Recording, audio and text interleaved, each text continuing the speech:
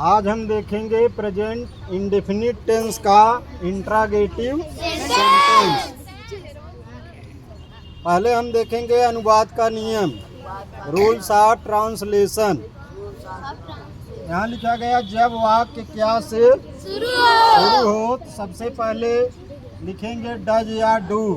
Does या इसके बाद सब्जेक्ट, इसके बाद वर्ब का फर्स्ट फॉर्म, इसके बाद ऑब्जेक्ट, इसके बाद क्वेश्चन मार्क। अगर प्रश्नवाचक शब्द वाक्य के बीच में है तब अनुवाद का नियम होगा सबसे पहले प्रश्नवाचक शब्द की अंग्रेजी, इसके बाद लिखेंगे डज या डू, इसके बाद सब्जेक्ट, इसके बाद वर्ब का फर्स्ट फॉर्म, इसके बाद ऑब्जेक्ट, इसके बाद क्वेश्चन मार्क। तो यहाँ वाक्य दिया गया है क्या वे अंग्रेजी पढ़ते हैं। तो पहले हम टेंस की पहचान करेंगे। वाक्य के अंत में है ते है तो हम समझ गए कि प्रेजेंट इंडेफिनिट।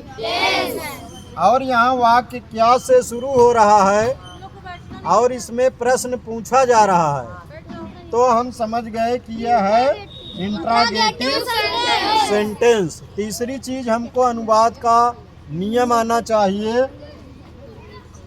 तो इस अनुसार जो है यहाँ वाक्य क्या से शुरू है तो सबसे पहले हम लिखेंगे डू, इसके बाद लिखेंगे सब्जेक्ट। क्या लिखेंगे? तो सब्जेक्ट हो गया वे के अंग्रेजी दे, इसके बाद वर्ब का फर्स्ट फॉर्म रीड, इसके बाद ऑब्जेक्ट, इसके बाद क्वेश्चन मार्क। अगला सेंटेंस दिया गया है क्या गाय दूध देती है। तो यहाँ भी वाक्य की शुरुआत क्या से हो रही है और यहाँ पर गाय एक वचन में है तो इसलिए हम यहाँ लिखेंगे सबसे पहले डज। क्या लिखेंगे? डज। अब सब्जेक्ट लिखेंगे। क्या लिखेंगे? Subject the cow, does the काऊ।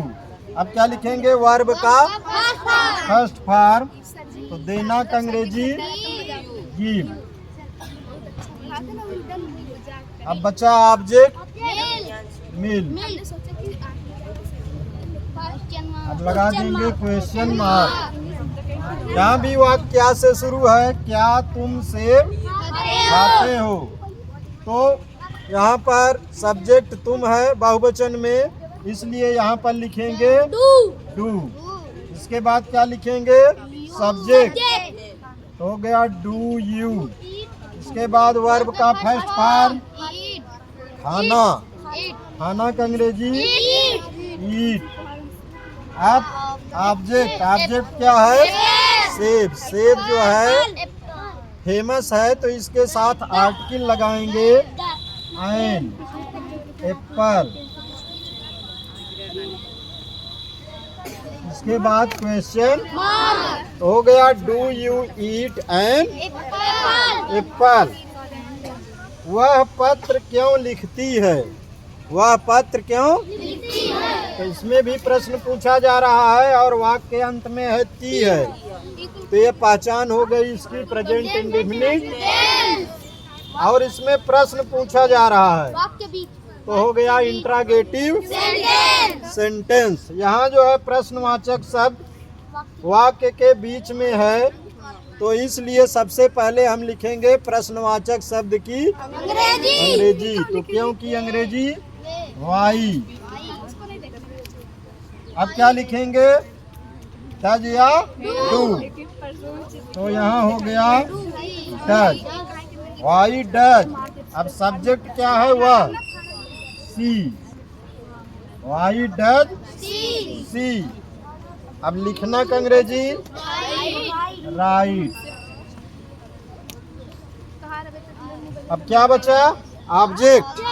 क्या बचा? ऑब्जेक्ट क्या है? पत्र। पत्र क्या है?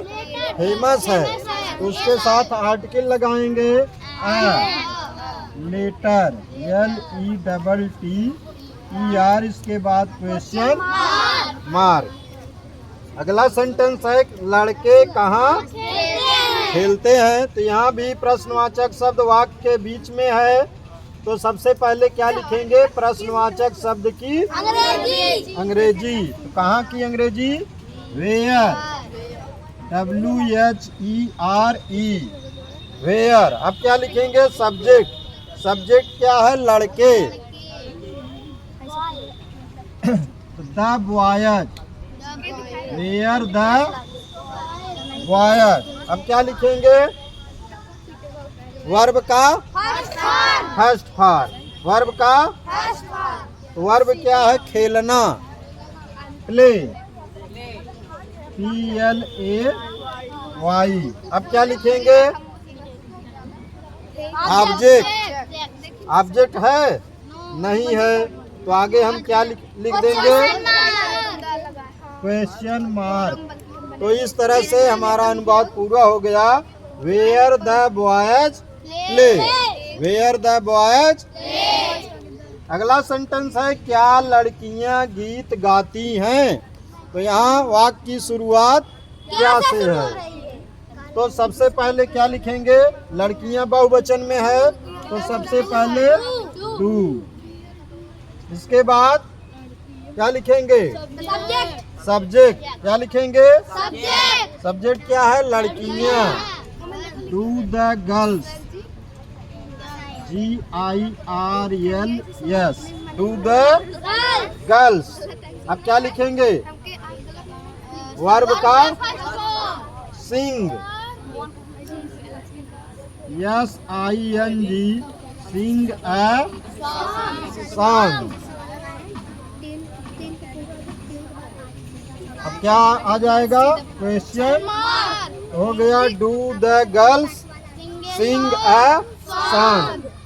अब इसके बाद 3 सेंटेंस बचता है, इसको आप लोग करके दिखाएंगे। लड़के कहाँ खेलते हैं?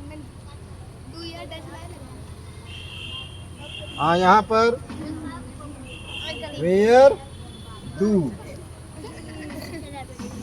The boys play.